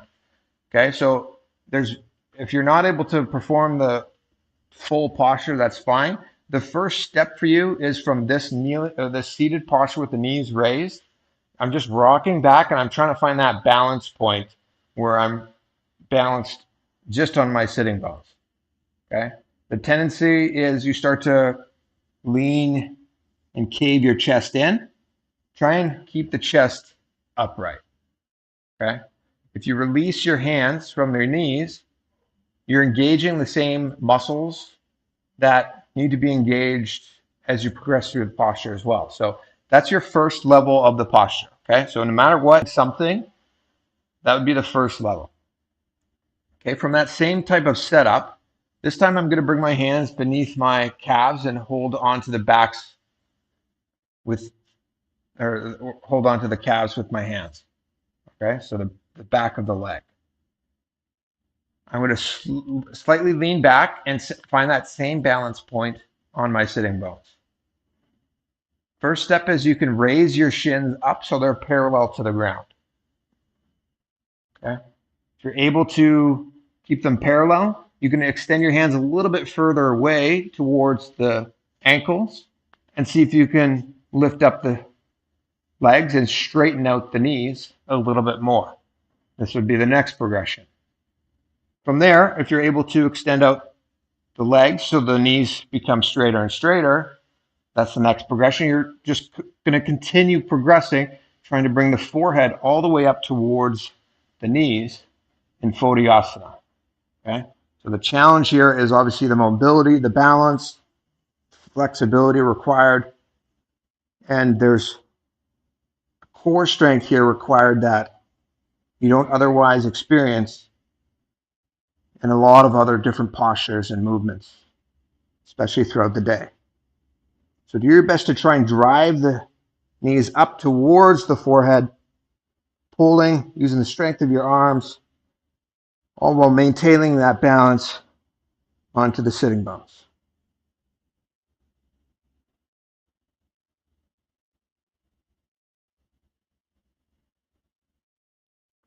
And then slowly releasing out of that and recovering for a moment in between.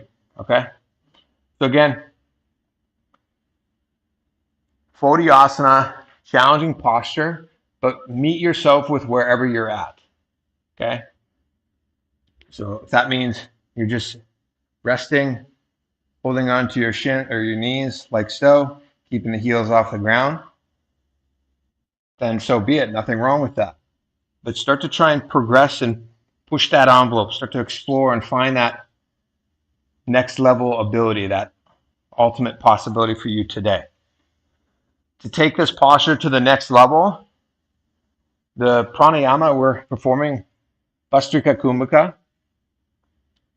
So we're going to be performing short bursts out of the nostrils while you're also engaging the core. Okay, so it's quite challenging to hold on the core itself, but to perform the Bhastrika Kumbhaka simultaneously is going to take it to the next level. Okay, so let's all go through this. We'll do this one more time. As we're coming to the close of today's session, we'll cycle through these few final core postures all together. Okay, so as we move throughout each one, we'll spend about 30 seconds on each posture. Okay, most of them require you to find that balance on your sitting bones. So in the same light as holding yourself here, you're continuously trying to find that balance point in the various different postures. Okay, as we move throughout, try and keep the chest up and not sink and cave down and put that stress on the lower spine. Okay, rather than putting stress on the lower spine, think core engagement and think chest up and elongated.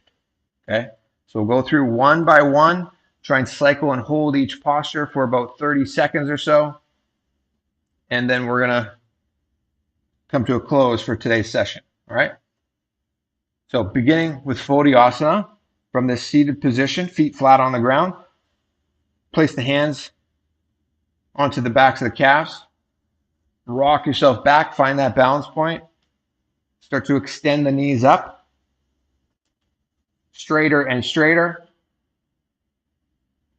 keeping your balance with wherever you are at. Start to inhale through the nose, no short bursts, exhaling. As you start to align further and further, the legs straighter and straighter as best you can. Okay? Visualize Swamiji in your inner space here. Om Nithyananda, Paramashivoham, rotating in the throat center in Photiasana.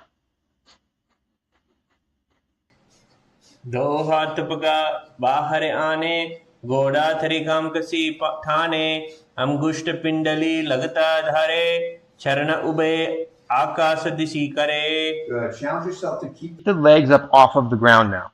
But you're going to bring your elbows behind your head. Okay? So you're holding the head by the two elbows. The hands are holding or placed behind on the upper back. Heels are up off the ground. Use your core to hold yourself here. So you're better off with the heels down and the core engaged than the feet up and the lower back keeping you up. Okay? If you need to, you can drop your elbows down, but try and keep the chest up and even just hold yourself up by bending the knees and bringing the heels towards the body. You should start to feel this in the hip flexors already. Maintain the Bhastrika Kumbhaka, but then what you're doing is you're actually holding the breath in the Kumbhaka. The Pramana says to hold the Kumbhaka. So you're inhaling, exhaling through the nose. Take one deep inhalation and hold and keep the stomach engaged and visualize yourself as a mace in your inner space as you gaze up towards the third eye. Hold yourself here for a few more moments. Almost there.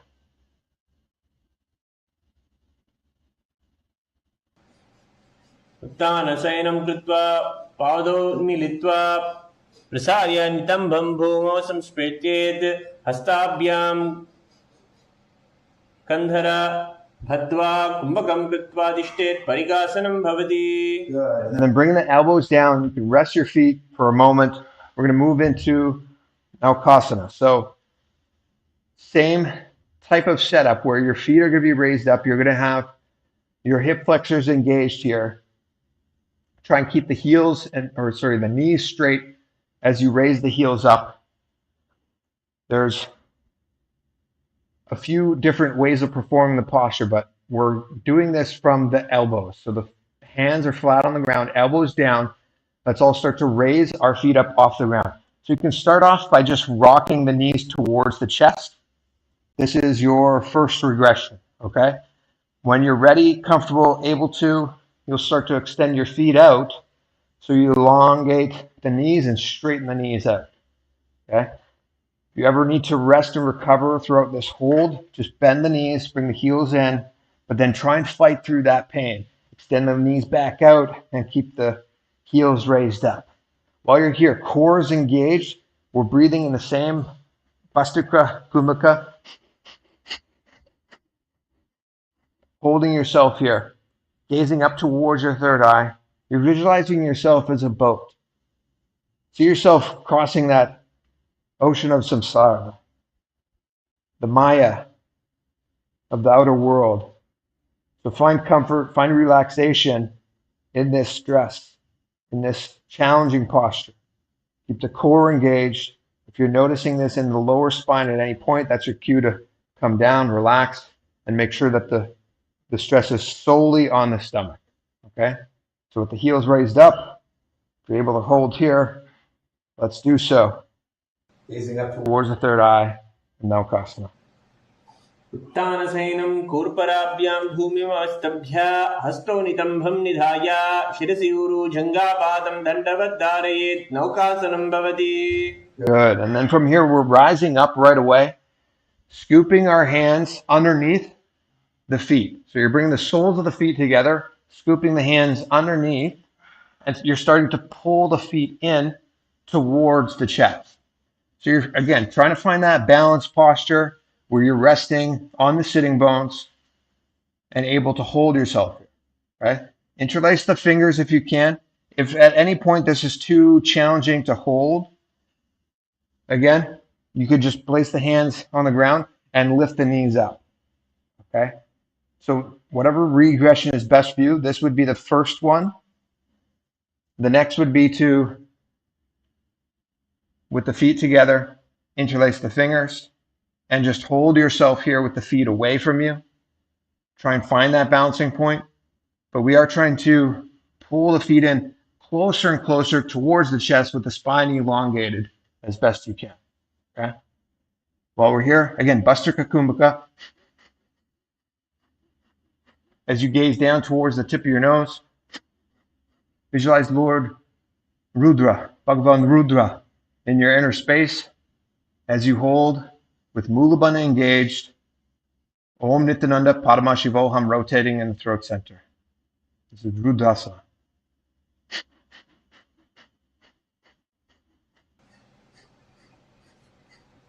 भगतली संपुट करे हाथस्य पगौचाए पगाका अंगूठा लो लेयु परली कानी तालवे. Good. And releasing the feet, bring them down onto the ground. We're going to lean onto our lower or onto our backs. Nicely done holding there, team. We're going to start from this position with backs on the ground, knees raised up, heels and feet flat on the ground. Drive the hips up towards the ceiling. So squeeze the glutes, squeeze the butt cheeks together, lift up the hips towards the ceiling. You'll find that the neck starts to naturally lock into Jalandhara Bandha, but increase that a little bit more so. So you're making that lock, emphasizing it even more so by tucking the chin down towards the chest. Okay? The tendency is the hips start to sink down lower and lower. Try and drive and counter that so the hips go higher and higher. Dig the heels into the ground. Press through the heels. So as you press through the heels, you should feel the hips start to rise up more and more. You can walk your shoulder blades beneath you a little bit closer if you'd like, keeping the palms flat onto the ground. And again, locking that chin down. We're taking a deep inhalation through the nose. In Murcha Kumaka, you're controlling that exhalation while in Jalandhara Bandha. So while the chin is tucked to the chest, we're no longer breathing in Bastrika Kumaka. You're taking a nice, long, slow exhalation with the knee or with the chin locked down. Okay, visualize Swamiji in your inner space, Mulabandha engaged, Om Nithyananda, Padmashivoham rotating in the throat center. You keep your eyes open or closed. They're open, gaze towards the tip of the nose, and hold. ऊर्ध्वे जजाननी कृत्वा सवितोर्ध्वमुखं तथा उत्पाद्य हस्तौ तिष्ठेतु पीठ उन्मुखनामखे. Nicely done. Then slowly release the back and sitting bones, thighs down onto the ground. Open the palms up towards the ceiling. Start to scan your body and slowly unclutch all those areas of tension and stress. So most recent one was maybe you're feeling this in your glutes are still a little bit tight, so relax from your hips down, sinking into towards the mat. Then scan the rest of your body and do the same. In Shavasana, we're engaging Shakti Chalan Mudra. So one last focus point here is you're engaging that Mulabandha to consciously pull and awaken the Kundalini Shakti from the base of the spine towards the Sahasrara chakra. And then unclutching, releasing completely the entire body. From this position, avoiding any micro movements, itching, scratching, twitching, completely melted to the mat for a nice, well-earned, well-deserved Shavasana.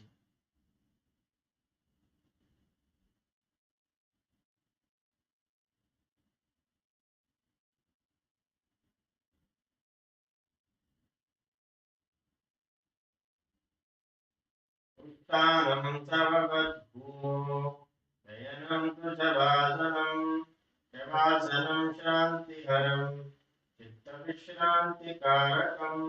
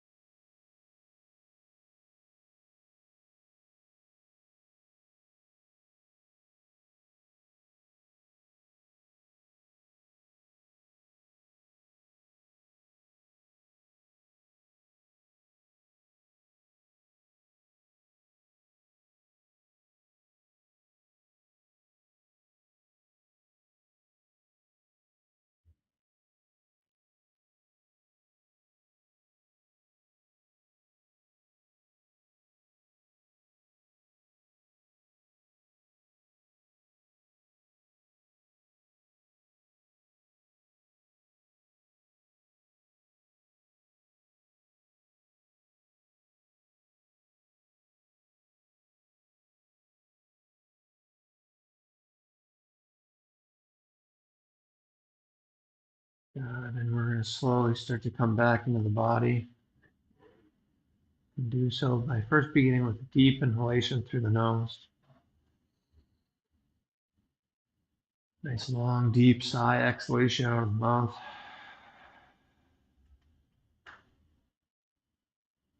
You can wiggle your fingertips and your toes.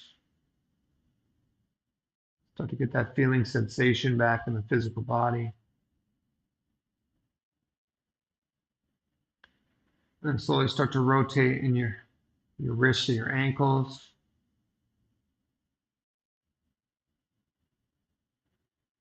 Then bending your elbows and your knees. And when you're ready, you can bend one knee and then the other, bring them towards the chest, gently squeezing them down towards your upper body. And then try and lift up the weight of your head, your upper body, bringing the forehead towards the knees. And interlace your fingers around the legs if you'd like and start to rock side to side, massaging that lumbar spine. Then release the knees and roll over onto one side and gently press yourself up. You can keep your eyes open or closed, whatever you would prefer. Either way, coming to a comfortable seated position. With your spine straight, bringing the palms together and Anjali Mudra in front of the heart center. Connect to Swamiji here. Bring them into your inner space with a deep sense of gratitude. We'll close this ritual of Kailasa's Nithyananda Yoga with the Purna Mantra. ॐ पूर्णमदः पूर्णमिदं पूर्णात् पूर्णमुदच्यते पूर्णस्य पूर्णमादाय पूर्णमेवावशिष्यते ॐ शान्ति शान्ति शान्तिः हरिः ॐ तत्सत् सर्वं भगवन् श्री नित्यानन्द परमशिवपादुकार्पणमस्तु ॐ नित्यानन्दम्. Nithyanandam, everyone. Nicely done. Great job so far today. So far, meaning because this is just our first component of the morning ritual, but